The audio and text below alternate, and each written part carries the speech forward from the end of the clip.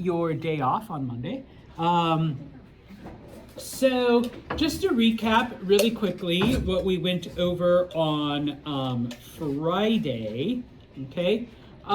We talked about how the plague, okay, the bubonic plague, how it spread, the areas that it affected, and for lack of a better term, the damage that it caused. Basically, depending on the part of the world that you were in, you are seeing a reduction of anywhere from 40% to 65, 70% of the population. In some areas, such as Western Europe, you literally had, less than 20 million people left in many areas. And so obviously this causes a huge disruption to all aspects of society. And we'll talk about some of those. But your textbook focuses on the effects that it has on the world governments at the time, okay? It will specifically go into, and we started talking about the Muslim world, okay, and we'll finish that off today. China, and then we will look at Western Europe, okay? Now, one universal that happens in all of those three areas is that we see that the remaining government, okay, does its best to solidify its control and maintain dominance. And so many of them adopt a model similar to the Chinese dynasty system, okay? And so we started off looking at the Muslim world where before the plague, okay, Mongols had conquered the area, okay? And so many of the important cities like Baghdad and Damascus had been destroyed and taken over. But then along comes the plague. And good news, it stops the Mongols.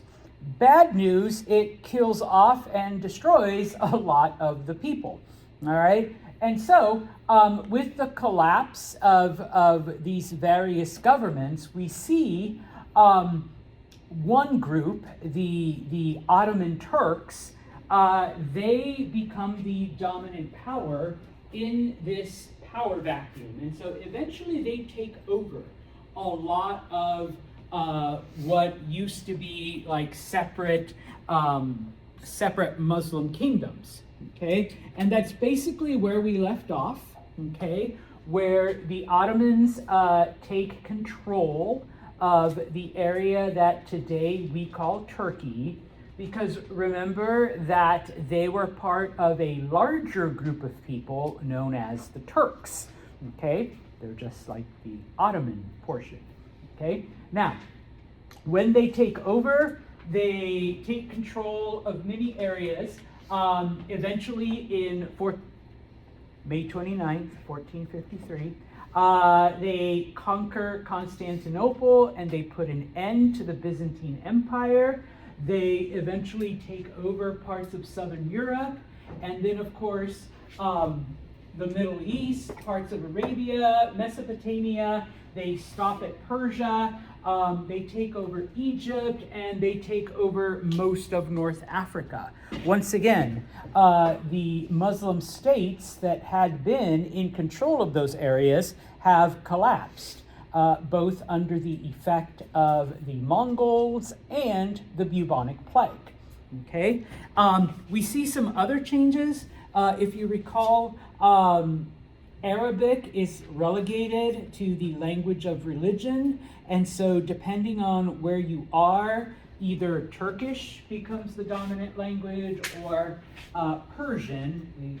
We're really not talking about Persia today, okay, so that's why it's over there, all right? And under the Ottomans, okay, we see then that they do conquer quite a bit of land, quite a bit of area. They do become one of the most influential empires in history, okay? Under Oh, this is where we left off. I was summarizing. No, this is where we were, okay, with the fall of Constantinople. No wonder Veronica's giving me like, no, stop, slow down, Santos. All right, yes, okay. Now, after the fall of Constantinople, okay, like many of the groups before them, the Ottomans do take many of the things that had worked for the Byzantine Empire, especially their administrative functions, because remember, once upon a time, the Byzantines did control a very large, group of people, and so number one, they do take that system. Number two, in order to ease the transition, they do allow many of the influential Byzantines that remain behind to keep their position of power. Okay? Now, some of the things that the Ottomans begin to do after adopting Byzantine tradition, okay, is that they begin to combine much of the religious and the secular. Now, many of the Muslim kingdoms had in fact been theocracies beforehand, okay, but they begin to adopt many of the Byzantine traditions and begin to mix those things together, all right? And so they do begin to use their resources not only to further Islam, but also to further secular education and resources and other things, okay? Under a sultan named Suleiman, who to history is known as Suleiman the Magnificent, okay, the Ottomans reach their height of power, okay, in the late 1400s, early 1500s, okay? If you've ever seen the Dome of the Rock or pictures in Jerusalem, that was built by Suleiman, okay? Many of the structures that still exist, okay, were done under his direction. And under his leadership, like I said, the Ottomans achieved their greatest power, right? After Suleiman, the Ottoman Empire begins a very long and slow decline that finally ends at the end of World War I, 1917, okay? Marks the end, but I mean, it's a 500-year slide, all right? So it's a very slow decline, okay? Now, one of the things that Suleiman also constructs becomes known as Topkapi Palace, which is basically the Sultan's residence. It is this huge, ornate, wonderful palace, okay? And of course, one of the traditions that the Ottomans adopt is that of multiple wives. And so in this case, not only does the Sultan live there, but also his harems, okay? Of course. Now, over time, we're not talking about just one day or just one sultan, but over time, the sultans are content to just remain inside the palace with their toys, with their pleasures, with their women, okay, and not even wander out or even take an interest in what is happening. And so eventually, the position of Grand Vizier is created, and so this person then now runs the empire. And the Sultan, yeah, it's his name, he's technically the leader, but he is busy just having fun and partying inside the palace, okay? It is the Grand Vizier that is doing basically all of the ruling, and this marks then a decline in the power of the Ottomans, okay? Now, we will look at this in future chapters, but the Ottoman Empire invents and reinvents itself multiple times, okay? Because it does undergo multiple crises when it comes to, its society, okay? As I mentioned, they last until 1917, Okay, so a good 500-600 years in power, all right, and ruling over, a good portion of the Muslim world, all right. And one of the things that they do is allow many of their conquered subjects to retain much of their culture and much of their traditions, including their languages. Okay? Some people say that in the end, this is what destroyed the Ottoman Empire, because you had groups like Bosnians and Serbians that, by maintaining their own culture and their language, were able to remain united and then eventually overthrow the Ottomans. Other people give credit because by allowing people to do their own thing, the Ottomans could have disappeared in the 1500s, but instead they lasted until 1917. Okay, one of the things that happens, and I have it up here, obviously. Okay, number one, we see that the Ottoman Empire becomes a multilingual entity where, because the Ottomans are Turks, okay, Turkish is the primary language of government, right? So if you want to be part of the ruling class, you speak Turkish, okay? Arabic is the language of religion, okay? Everybody's Muslim, and because it, started with Muhammad, and Muhammad was Arab, it is still the language that Islam is practiced in. In addition, because many of the areas were in fact Arab areas, the average everyday person still speaks Arab, okay? And then finally, in the areas that the Ottomans conquered in Europe, I already gave a few examples, such as Bosnia and Serbia, but also like Croatia and Slovenia and parts of Hungary. All of those areas, Greece, all of those areas are allowed to use their own language. So they still spoke Greek, they still spoke Bosnian, they still spoke Hungarian. They just have to conduct business in Turkish, okay? And of course, if any of those people did in fact convert to Islam, they would practice their religion in Arab, okay? Now, one of the things that the Ottomans do when they feel that they're starting to lose control of a certain area, specifically in Europe, okay, because they're the one group that's kind of the outlier. One of the things that the Ottomans do is that they basically take European children. I don't want to say kidnap, but they do take them back to the capital, to Istanbul, to the main part in Turkey. They're known as Janissaries. They're basically raised Muslim. They're raised Turkish. They're taught Turkish, okay? They're taught Islam. They are taught how to be good Ottomans, except they're European. And then they're sent back to the area that they're from, and they become the influential ruling ones there.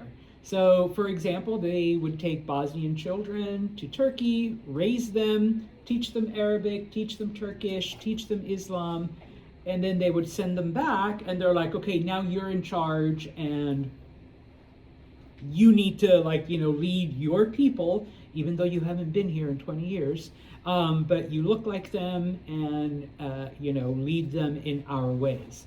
And, I mean, it kind of worked. All right, because, the Ottomans did control that area for a very long time.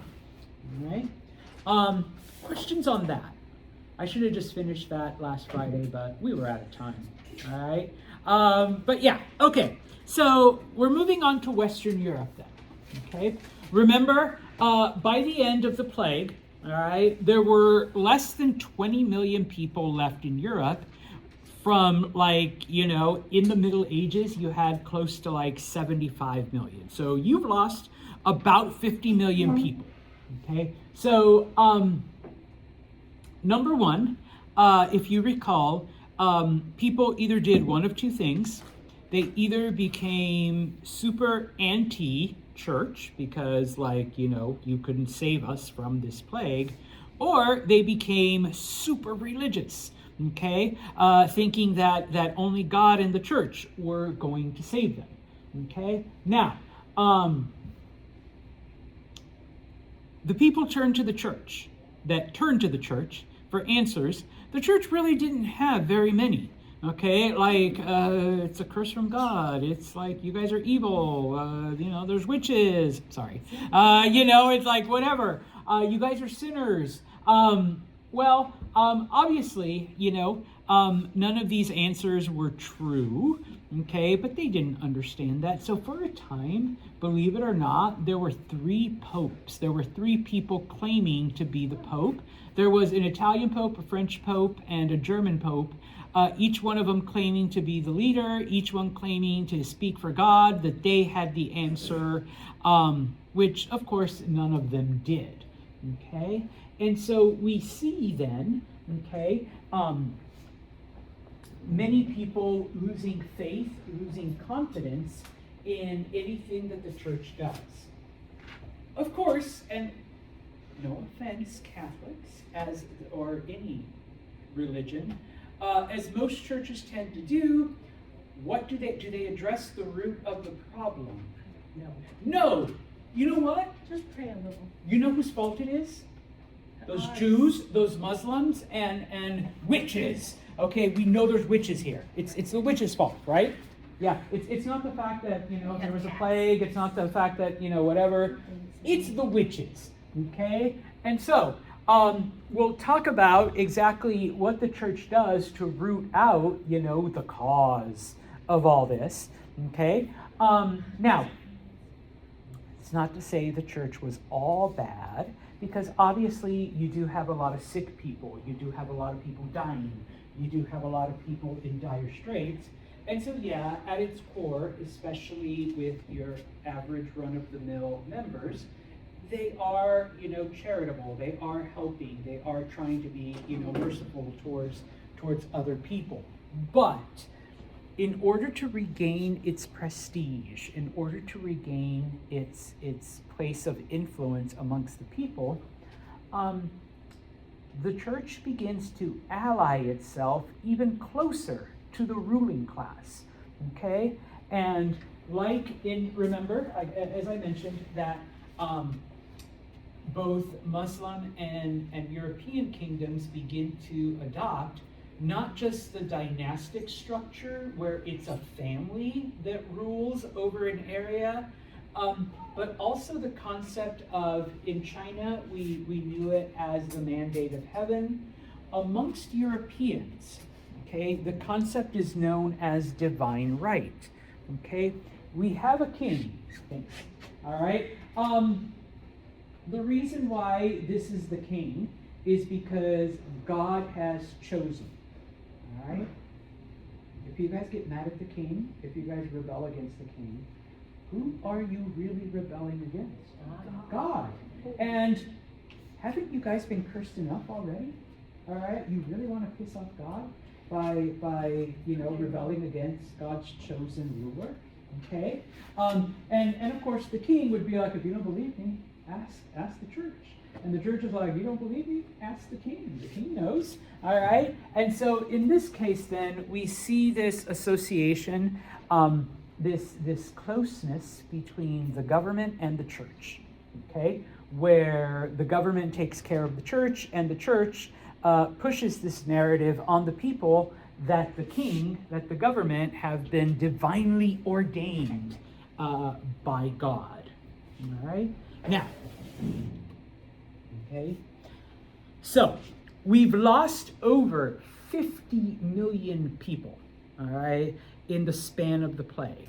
Now, I realize that I do need to take a pause for a second. I promise I'll bring this slide back, okay? But, come on, pause. All right, during the Middle Ages, okay, the government that took hold was something known as feudalism. Okay? What happened under feudalism is that you had a lord. That's the lord. They lived in a structure, a manor, maybe a castle in the late Middle Ages. And yes, those of you that are my age, that's Castle Grayskull. All right. And they basically ruled over a certain area of land. Okay. Now, we get many of our terms.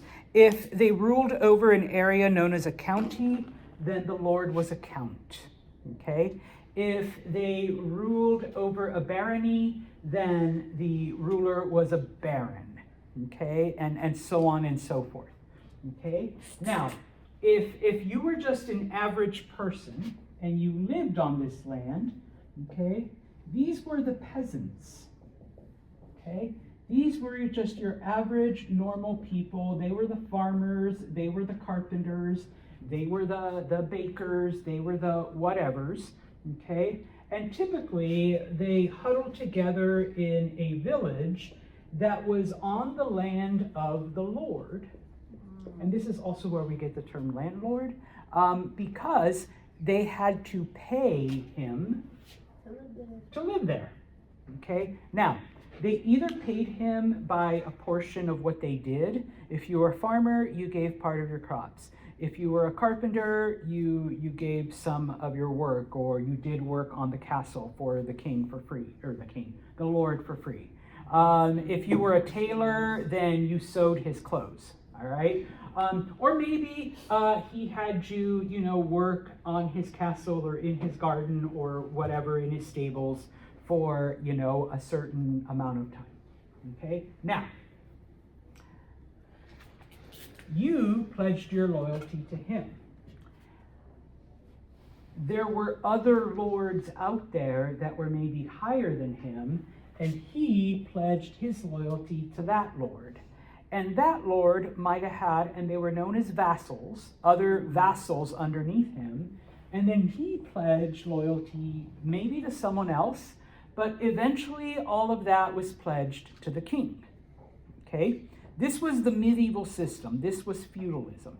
And if any of you have ever watched Game of Thrones, I know some of you might be way too young, and when you say, oh yeah, he called out the banners of House, Sauron, then yes, all of the the peasants that were trained to fight and the different people, and you went off to battle, and then suddenly, I called the banners of, I don't remember your name, but, Phoebe, Clan Phoebe, and so all of the people that were loyal to Clan Phoebe then march into battle, and then, this clan and Clan Rowan and Clan Jaden, and then, you all follow, and you're loyal. Now, I'm loyal to a higher lord, and so that's how it went, okay? That was Europe during the Middle Ages, okay?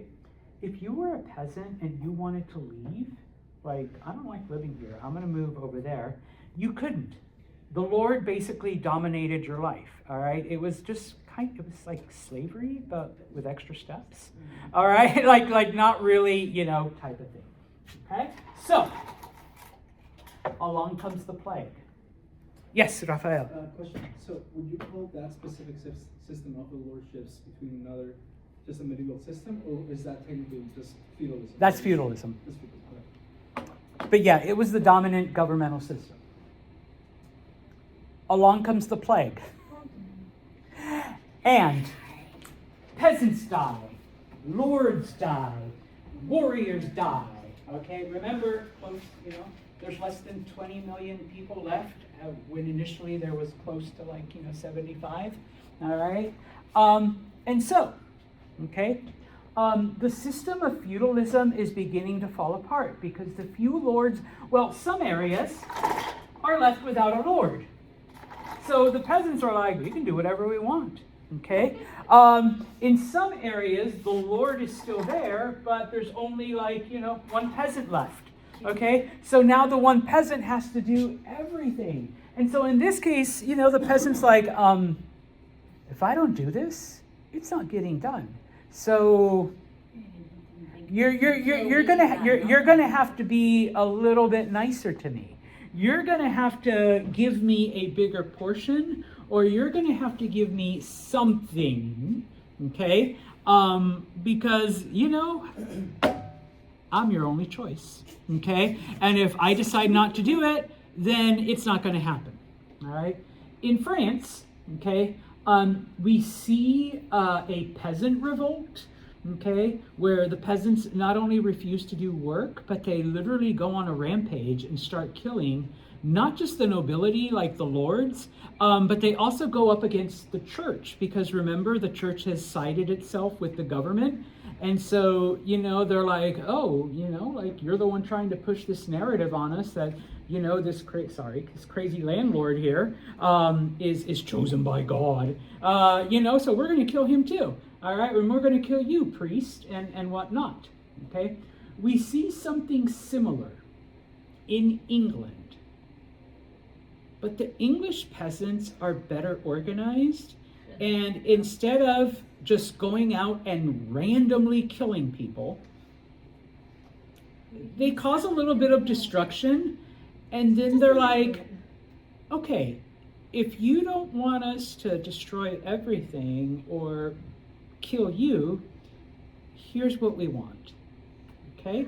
Now, in England, believe it or not, the nobles looked at it and said, you know what, it's better to give them these freedoms than to literally lose everything that we have. Okay? And so, it starts off with taxing the peasants less. All right? So, okay, you don't have to give us half of what you grow, maybe just a quarter. All right, you don't have to work for us 10 days out of the month. You only have to work for us 5 days, and so on and so forth. Well, once the peasants won this, they keep pushing for more freedoms. Okay, one of the big ones was being able to leave the land without the landlord's permission.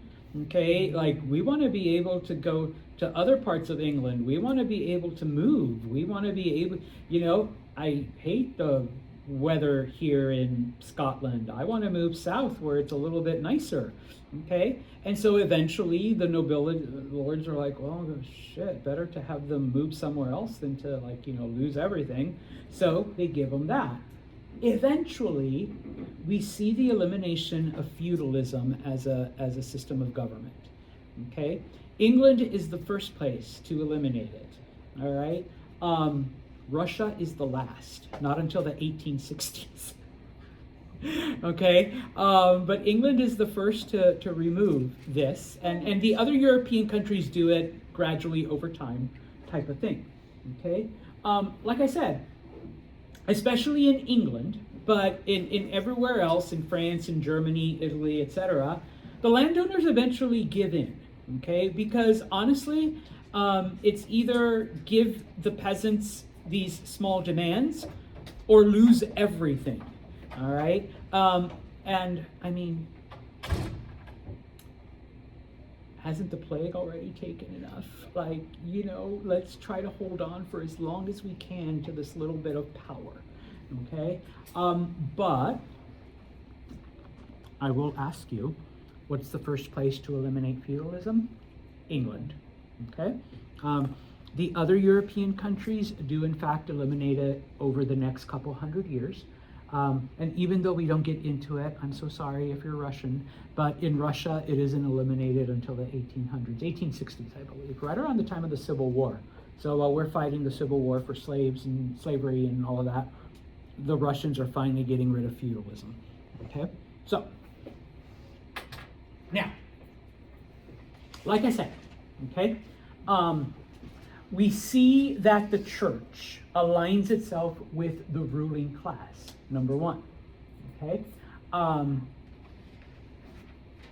By pushing this narrative that the king, and by extension the king's family, but specifically the king, have been chosen by God, we don't rebel, we don't question, we don't doubt anything that the king does, because our priest has told us that he was chosen by God.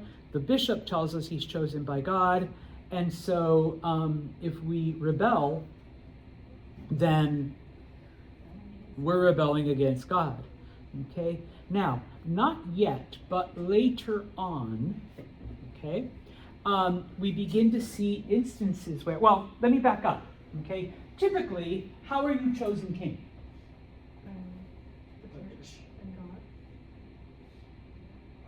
Well, no, like physically, literally.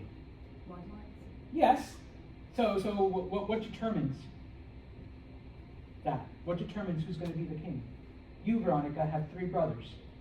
The oldest. Thank you. Yes, the oldest.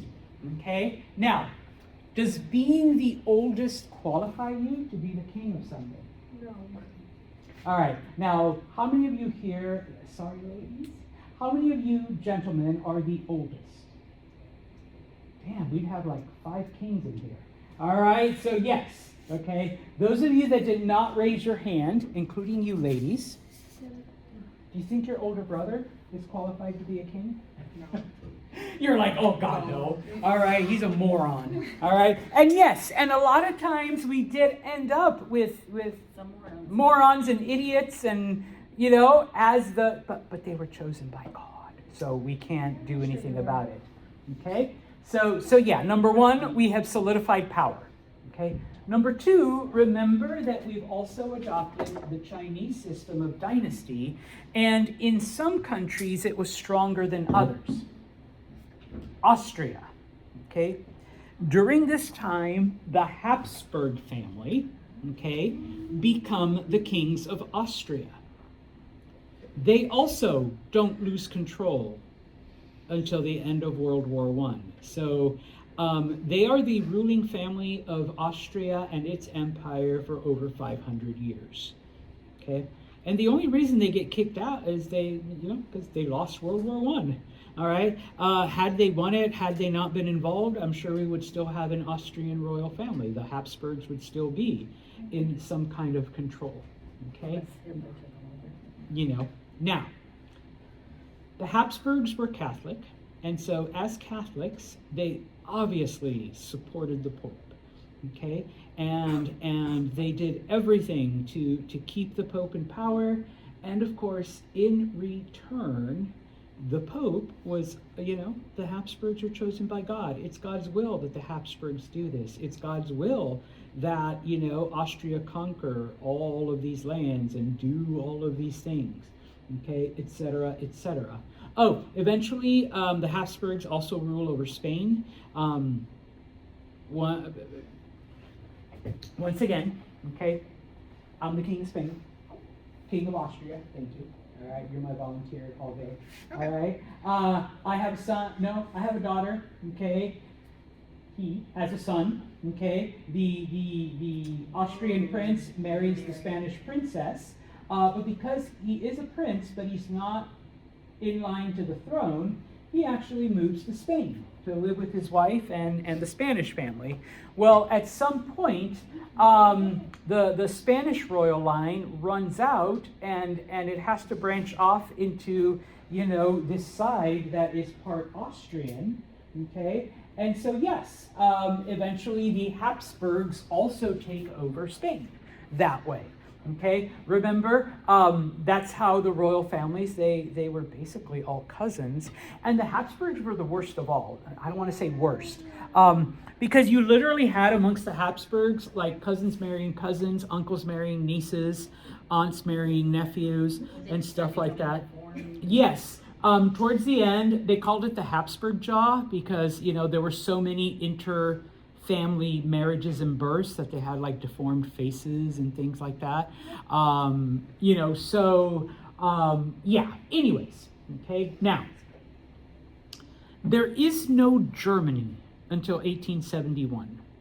Up until then, they were all separate, and we'll talk about the unification of Germany, but they were all separate German kingdoms. Austria was one of them. I know we call them Austria and Austrian and all of that stuff, but they're German. They speak German. They have German tradition, okay? What ends up happening is that these different German kingdoms come together and ally themselves, and they call themselves the Holy Roman Empire. It's basically just an alliance. It's not like an actual country, but the alliance is ruled over by an emperor. And because the Habsburgs were buddy-buddy with the Pope, all right, the Pope always made sure that God had chosen a Habsburg to be the emperor of the Holy Roman Empire. Okay, now, just so you know, this was kind of a weird thing because the emperor of the Holy Roman Empire was actually elected. It wasn't like a birthright thing. But if you were a Habsburg, it was going to be one of you guys, okay, to be the emperor, okay? Maybe it was between me and my cousin here, okay, but we're both Habsburg, so it's okay. We're all going to do it, okay, at some point, all right? And so, a map of Europe then, this is still under the control of the Ottomans, okay, including, for a very short time, parts of what today would be the Czech Republic. Back then it was called Bohemia, okay? You do have parts of France. Italy also wasn't Italy. Italy isn't Italy until the 1860s, and then not completely until the 1920s. But you had, Naples, you had Sicily, you had Genoa, and you had what was called the Papal States. FYI, the Pope controlled his own pieces of land. He literally would put on armor, go out and conquer, all right? So you have that. There were at least 100 different German kingdoms. And so they all come together and are collectively known as the Holy Roman Empire. But it is the Austrians, it is a Habsburg that rules over them completely. Okay? Now, a couple of things then, all right? And I think, okay. Number one, by 1450, okay, there is no central government in Europe.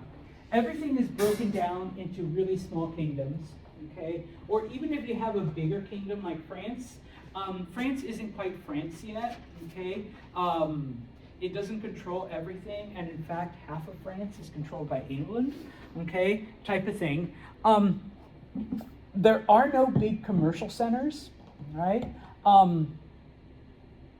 Any big city that might have existed has been wiped out, or at least population-wise, by the plague, okay? So things are being slowly, very, very slowly rebuilt, okay? Now, feudalism is eliminated in England. Everywhere else it still exists, but it is slowly in decline, okay?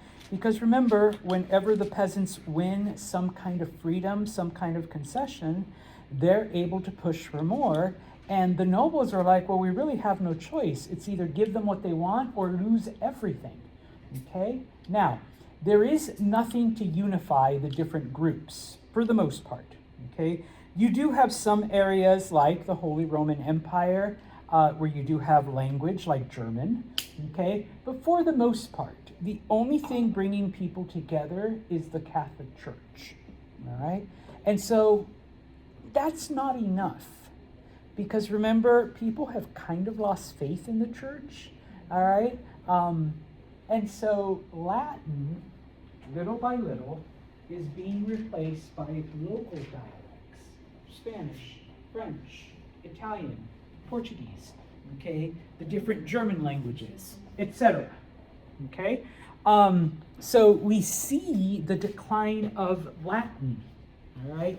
And if I could, y'all, most of you know that I also teach languages. I would get into the whole history of how Latin evolved into all of these different things across Europe, but please know that it happened in the late Middle Ages after the plague, because the church no longer had a firm hold over these areas. There's no central government, and the people basically blamed the church for a lot of these issues. So why the fuck should I have to speak Latin?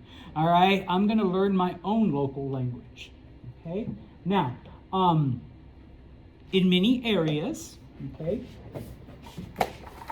because we did lose the lords, we did lose the kings, we did lose the ruling class, there are multiple claims to different areas. And of course, the church involves itself in these disputes in return for favored status. Okay, I scratch your back, you scratch mine. All right, we'll tell the people that you're the chosen ones if you protect us. You don't especially do not tax us. Okay, yeah, taxes are we all love taxes, right? Except for the church. So just don't tax us, and we'll tell whoever you want to tell that you're the chosen ones.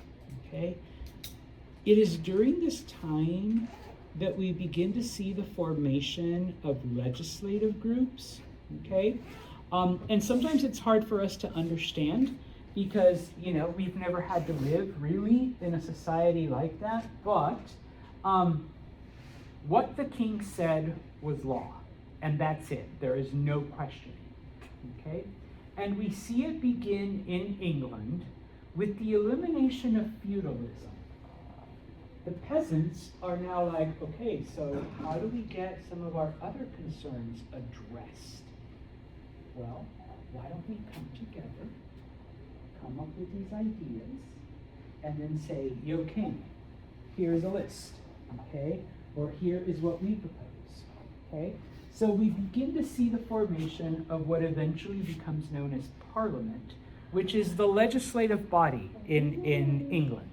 Okay, and yes, Parliament is still around, but over the next couple hundred years, other countries, including our own, begin to copy, this structure. But it happens first in England.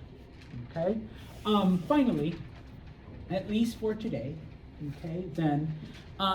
We see during remember when I say 15th century, I mean 1400s. During the 1400s then, as we start exiting the Middle Ages, okay, now that we're starting to recover from the plague, the countries of Western Europe now, at least those that have the strength, okay, begin to try to reassert themselves with the support of the church, okay, and okay, we've calmed the peasants down, all right? Now let's try to control as much of our territory as possible, okay? And of course, we're going to keep it under the Habsburg family. We're going to keep it under the Avignon family. We're going to keep it under the Tudor family, As a family, we've got to rule. We've got to maintain all of this power, okay? And of course, there's two ways that families took power and kept it. Number one, as I said, my daughter marries her son, and so now our kingdoms are allied, and now we have doubled our strength. Typically, though, it happened because of war. All right? People just went to war with each other. Especially if she said, your daughter ain't good enough for my son. What the hell? Ooh, okay, wartime. All right? Now, we end up, one of the biggest conflicts during this time, during the 1400s, the 100 Years' War. I'll give you a guess.